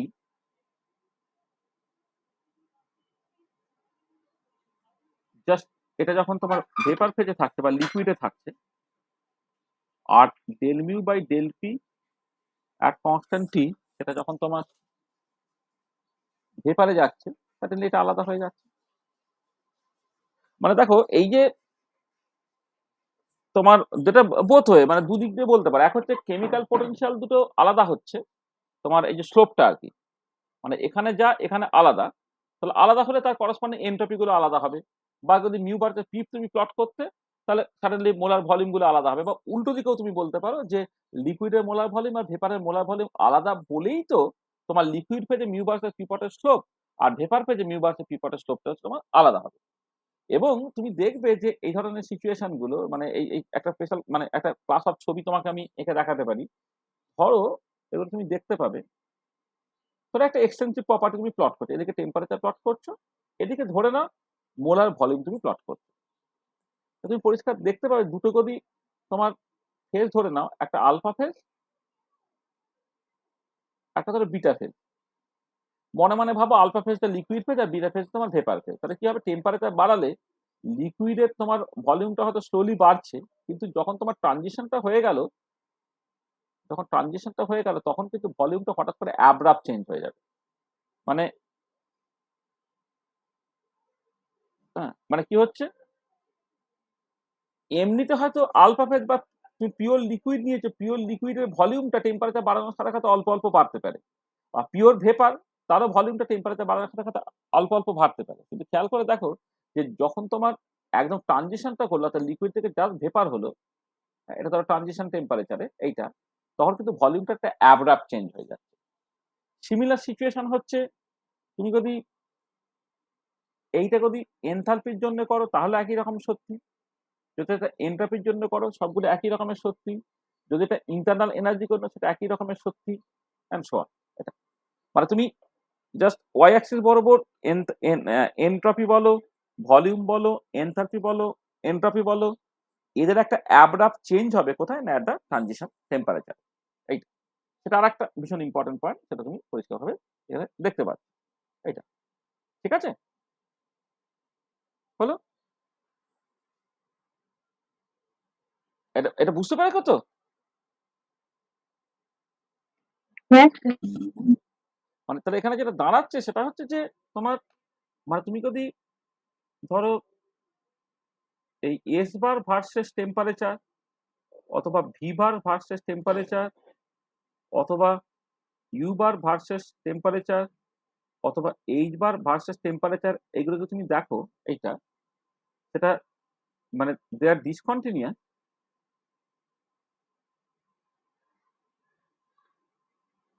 continuous at the transition temperature বা ট্রানজিশন পয়েন্ট। ট্রানজিশন পয়েন্টে এটা হচ্ছে ডিসকন্টিনিউয়াস হয়ে যায়, এই ছবিতে তুমি সেটা দেখতে পাচ্ছ। আচ্ছা, 3 নম্বর যেটা ভীষণ ইম্পর্টেন্ট পয়েন্ট সেটা হচ্ছে ধরো তুমি যদি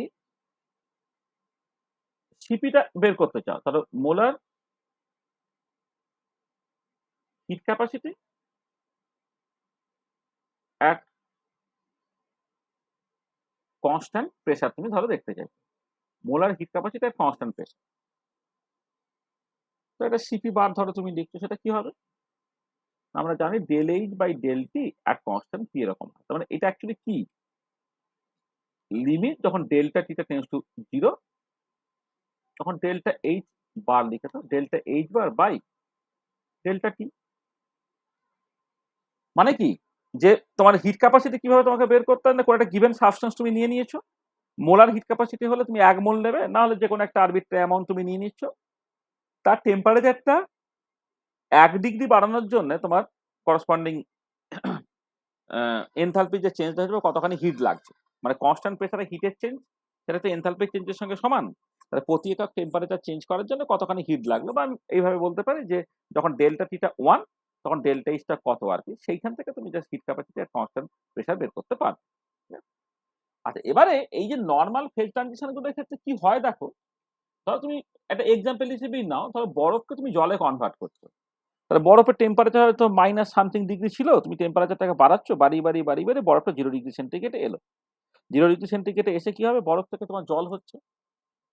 তাহলে এই যে 0 ডিগ্রি সেন্টিগ্রেডে যে বরফ থেকে জল হচ্ছে, দেখো ওই সময়ে তুমি যে হিটটাকে দিচ্ছ সেই হিটটা কিন্তু টেম্পারেচার বাড়াচ্ছে না, ওই হিটটা কি করছে শুধুমাত্র ফেজ ট্রানজিশনের জন্য কাজে লাগছে। তাহলে ওই যে হিটটাকে দেওয়া হলো সেটা লেটেন্ট হিট। তার মানে যখন বরফ থেকে জল করা হচ্ছে, 1 গ্রাম বরফকে জলে কনভার্ট করার জন্য 80 ক্যালোরি হিট লেগে গেল, কিন্তু টেম্পারেচার 0 ডিগ্রি রয়ে গেল।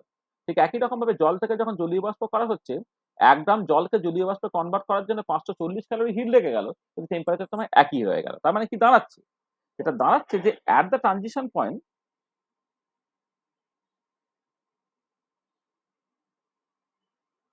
at the transition point temperature remains constant, temperature constant থেকে যায়। তার মানে ডেল্টা টিটা তোমার basically 0, but there is a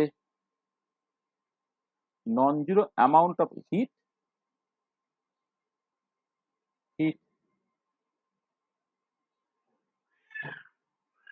required for transition. This is the latent heat. Latent heat তার মানে কি, তাকে এটা ইমপ্লাই করছে ডেল্টা এইচটা সেটা কিন্তু নন জিরো। তাহলে খেয়াল করে দেখো যে ডেল্টা এইচটা নন জিরো কিন্তু ডেল্টা টিটা জিরো, নিউমারেটরটা নন জিরো কিন্তু ডিনোমিনেটরটা জিরো। তাহলে কি দাঁড়াবে এখানে, সিপিটা তোমার টেন্ডস টু ইনফিনিটি হয়ে যাবে, তাই না?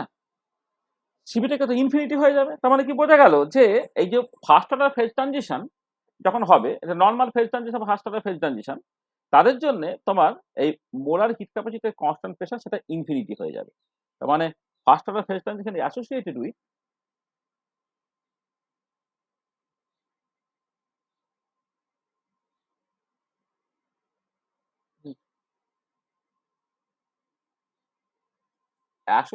With infinite heat capacity, associated infinite heat capacity. আর টেম্পারেচারে কোনো চেঞ্জ হচ্ছে না, কিন্তু তোমার হিটটা লেগে গেল। এবার আগের কেসটা হুম, দেখো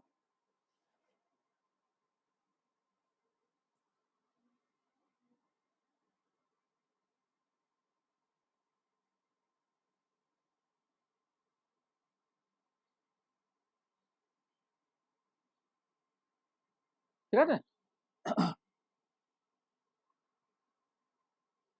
হ্যাঁ স্যার।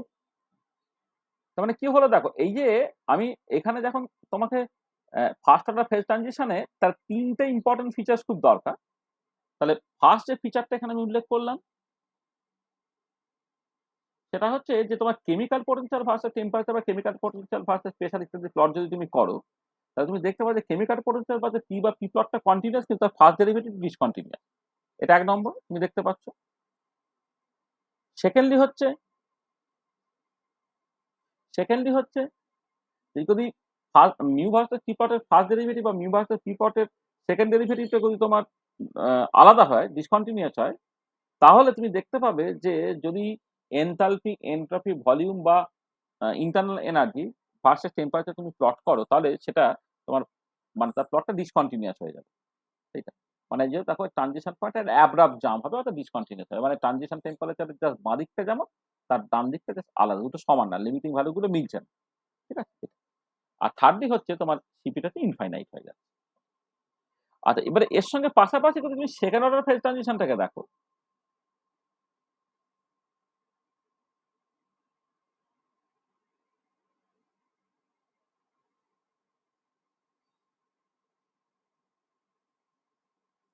আচ্ছা সেকেন্ড অর্ডার ফেজ ট্রানজিশনের প্রথম যেটা, যে এক্ষেত্রে না এই কেমিক্যাল পোটেনশিয়াল ভার্সেস টেম্পারেচার বা chemical potential versus pressure plot করলে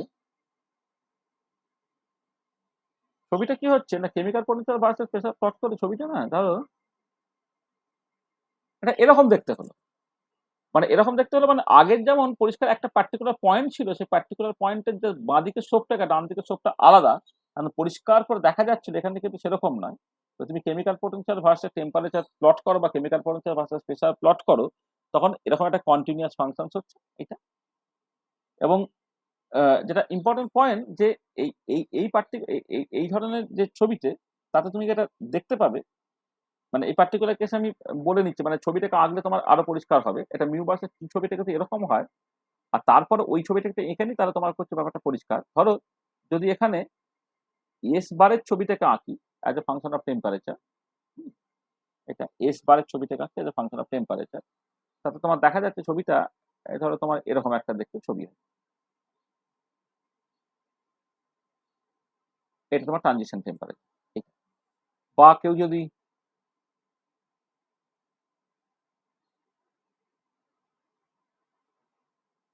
ধরো ভিবার ভার্সেস অর্থাৎ টেম্পারেচার ছবি করছে, সেও তোমার এরকম একটা ব্রেক টাইপের পাচ্ছে আর কি। হ্যাঁ।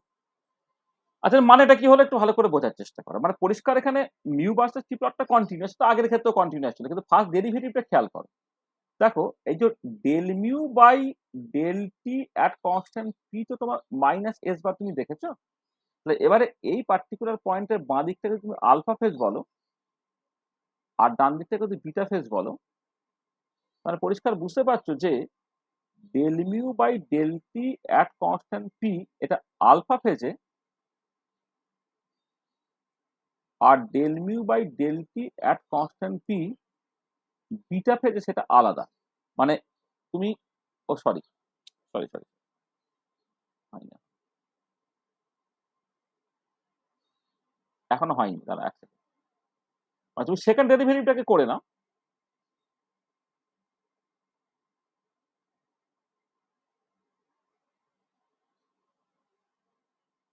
আচ্ছা দেখো, এই যে পার্টিকুলার ট্রানজিশন পয়েন্টের জাস্ট বাঁ দিকে জাস্ট ডান দিকে কিন্তু এন্ট্রপি ভ্যালুটা একই, কারণ এটা এটা তোমার কিন্তু মানে এটা এটা কোনো ব্রেক নেই, স্লোপের তফাৎটাতে কিন্তু ব্রেকটা নেই। মানে S bar in the alpha phase transition পয়েন্টে আর S bar for the beta phase দুটো সমান হচ্ছে অ্যাট দ্য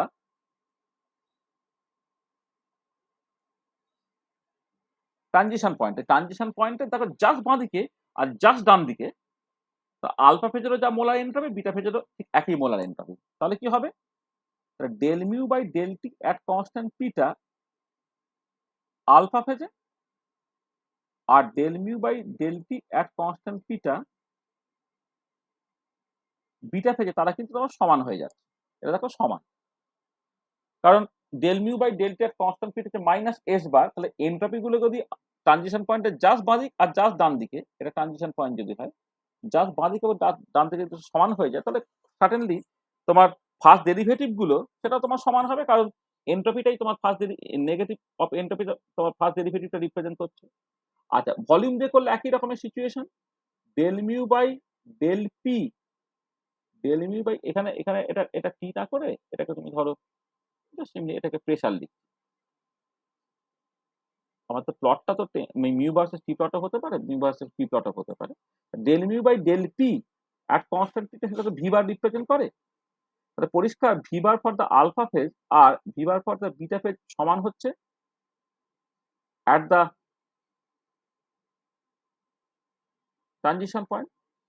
ট্রানজিশন পয়েন্টে দেখো তুমি ভি ভার্সেস পি যখন প্লট করছো বা ভি ভার্সেস টি প্লটও যদি তুমি করো, তুমি পরিষ্কার দেখতে পাচ্ছ যে জাস্ট ট্রানজিশন পয়েন্টের জাস্ট বাঁ দিকে এই যে এইটা যদি ট্রানজিশন পয়েন্ট হয়, জাস্ট বাঁ দিকে এবং জাস্ট ডান দিকে এই ছবিগুলো হচ্ছে তোমার একে অপর টাচে আছে। হ্যাঁ, এটা এটা এটা এই জায়গায় এই যে টাচ আছে। হ্যাঁ, তার পরিষ্কার দুটো ভ্যালু সমান।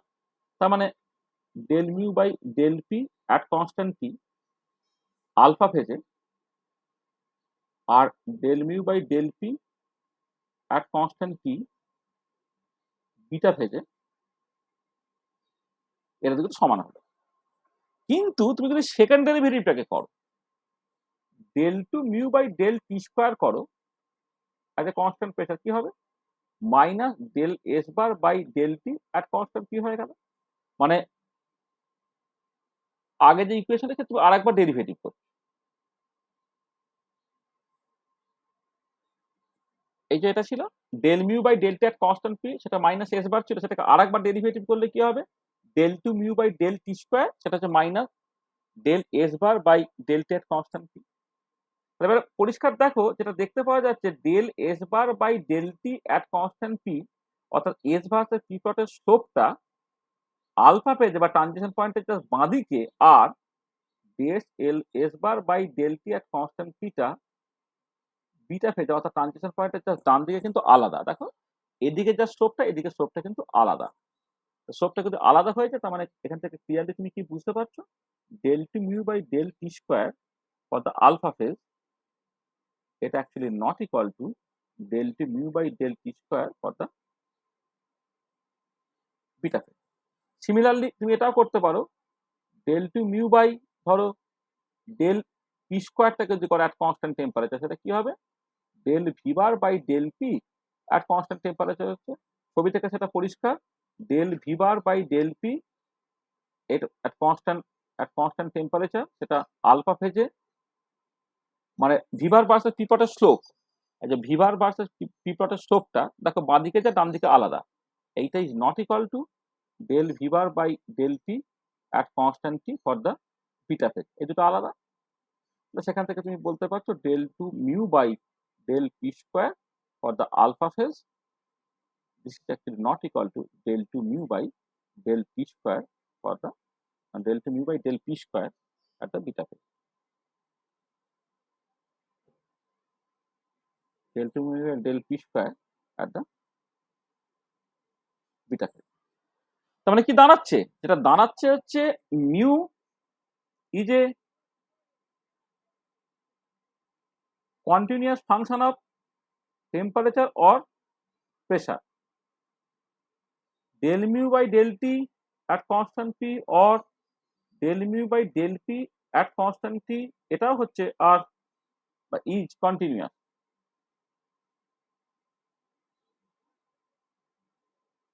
is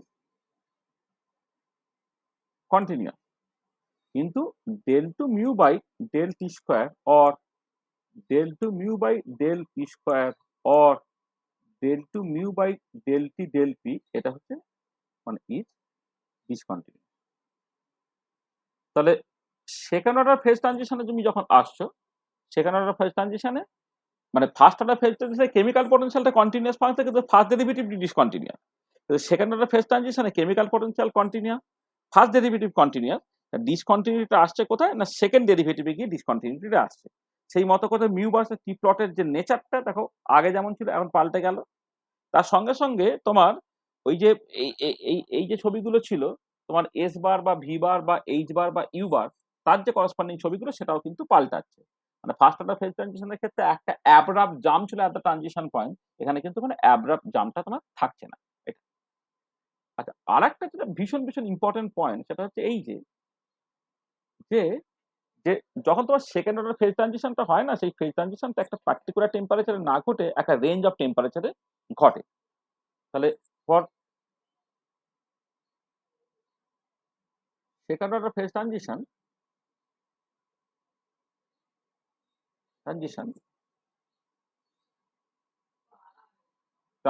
takes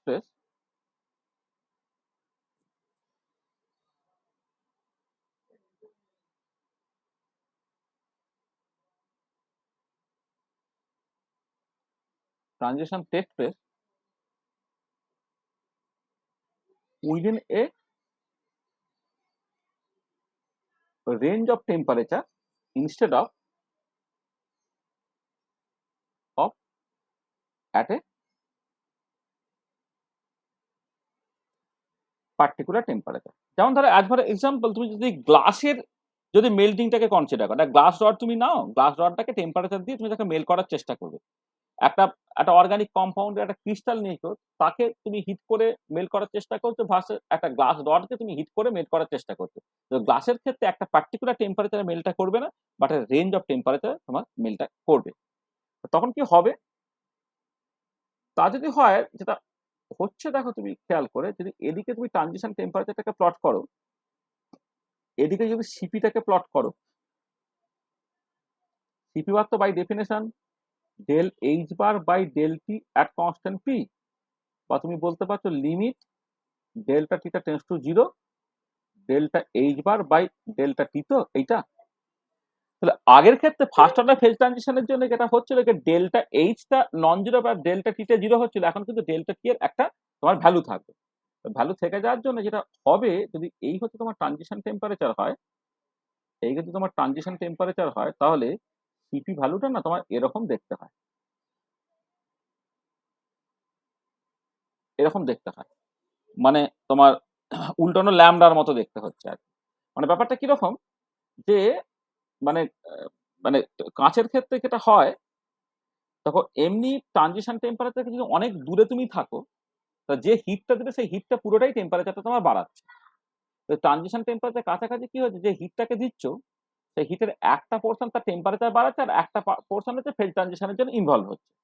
তার মানে কি হচ্ছে না, একটা টেম্পারেচার চেঞ্জ হচ্ছে, টেম্পারেচার চেঞ্জ হচ্ছে, কিন্তু যে হিটটাকে দিচ্ছ সেই পুরোটাই যে টেম্পারেচার চেঞ্জ করবে সেরকম নয়। যে হিটটাকে দিলে তার একটা পোর্শন ফেজ ট্রানজিশনের কাজে লাগছে, বাকি পোর্শন তার টেম্পারেচার চেঞ্জ করছে। তার মানে কি হচ্ছে, কোনো একটা গিভেন হিট দেওয়ার জন্য টেম্পারেচার চেঞ্জটা কিন্তু বেশ কম হচ্ছে। তার ডেল্টা এইচ এর বেশ হাই ভ্যালু আছে ট্রানজিশন পয়েন্টের কাছে, আর ডেল্টা টি এর ভ্যালুটা হচ্ছে কম। তখন এটা কি হবে না, এই ট্রানজিশন পয়েন্ট ওটা ম্যাক্সিমাম হবে, কিন্তু ওটা কোনোভাবেই ইনফিনিট নয়। ঠিক আছে, তার মানে এক্ষেত্রে থেকে দাঁড়াচ্ছে CP versus T plot looks like lambda, hence second order phase transition is often called the lambda order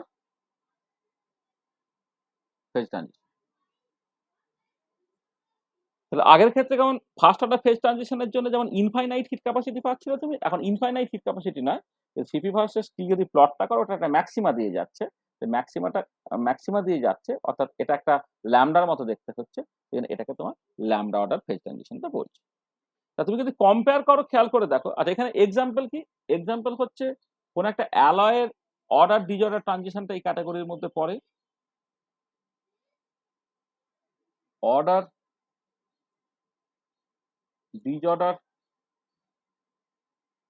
transition in amorphous solid or in an alloy.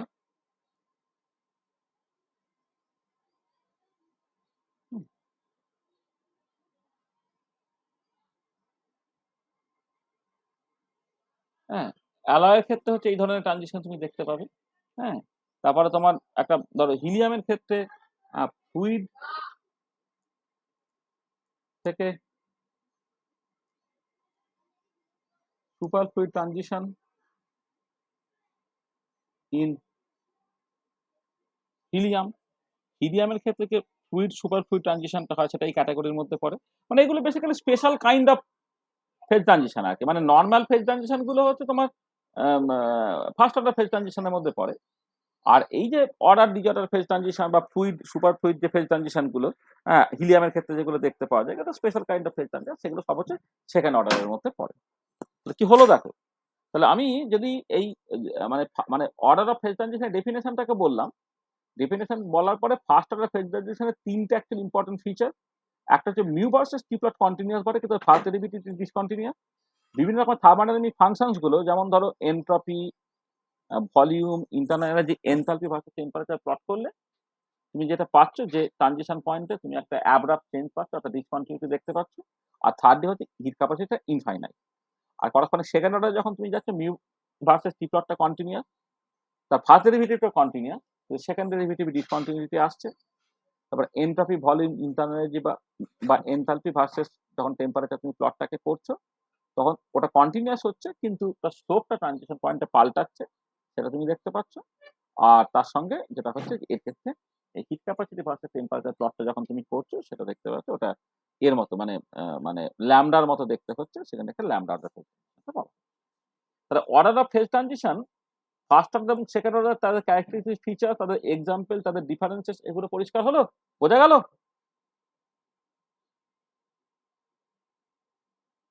হ্যাঁ স্যার। ঠিক আছে?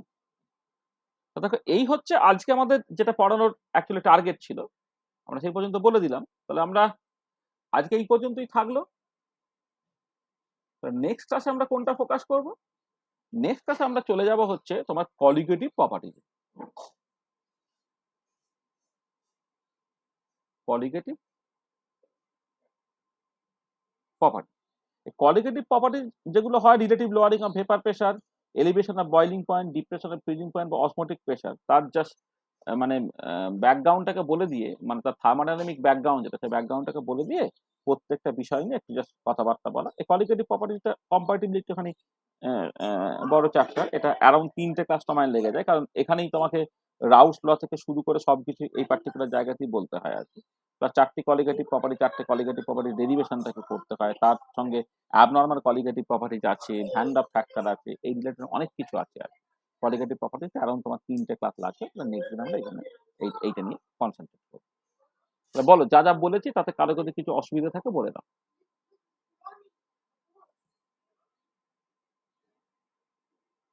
End of lecture.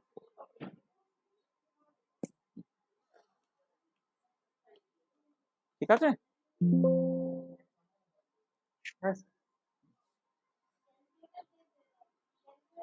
একটু তাড়াতাড়ি করে ক্লাস নিয়ে এই syllabus গুলো একটুখানি শেষ করে দিতে হবে অ্যাজাইল ব্যাচ বছরে।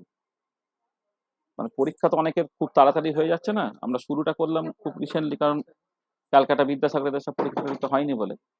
কিন্তু আবার তো পরীক্ষা হয়ে যাচ্ছে, মানে যাকে মানে যাদের মে মাসে পরীক্ষা, তারা ওই সামনের সপ্তাহের মধ্যে একটুখানি আমার সাথে যোগাযোগ করে যার যেটা লাগবে একটুখানি বলে না।